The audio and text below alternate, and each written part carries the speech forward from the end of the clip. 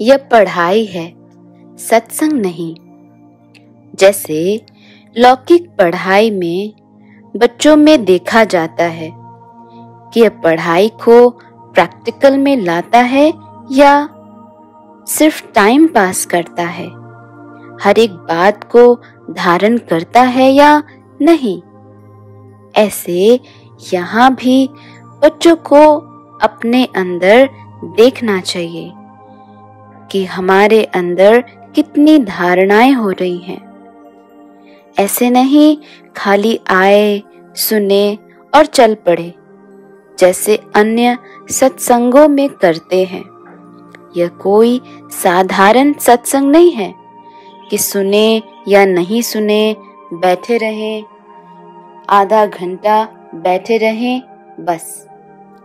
नहीं, क्योंकि भक्ति में बहुत काल से ऐसा विश्वास बना हुआ है और ऐसे ही चलते रहते हैं कि बैठेंगे तो गुरुजी की कृपा हो जाएगी, भगवान की कृपा हो जाएगी।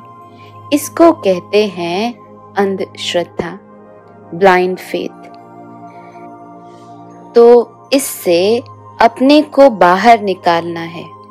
यहाँ सच सच अपनी रियलिटी को पहचान कर उसके एक्शंस में आना है। इसलिए यहाँ अपने में परिवर्तन कितना महसूस करते हैं उसे चेक करते रहना चाहिए।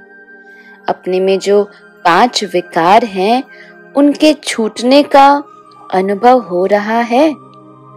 अगर परिवर्तन नहीं होता तो टीचर को बताना चाहिए कि मेरे में यह कमी है, मैं फलाने सब्जेक्ट में कमजोर हूँ।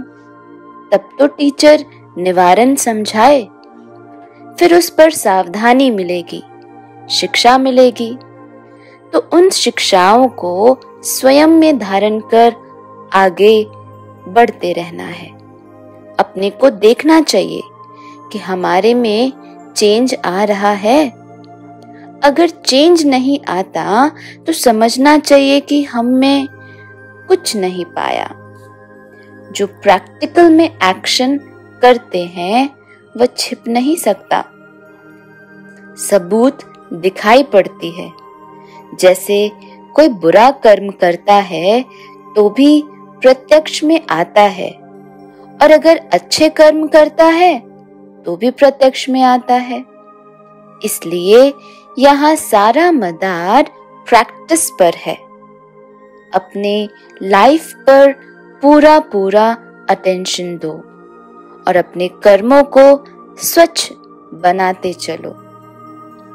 और बुद्धि के अंदर यह एम ऑब्जेक्ट क्लियर रहे।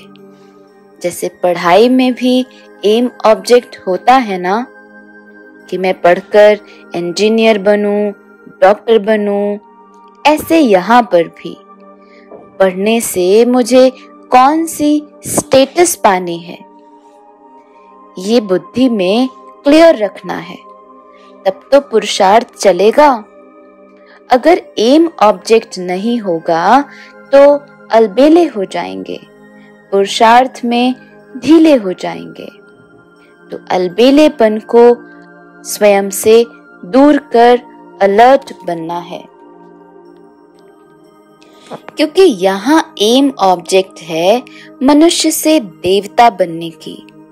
तो स्वयं के साथ साथ औरों को भी हमारे अंदर वो दैवी गुण दिखने चाहिए, अनुभव होना चाहिए।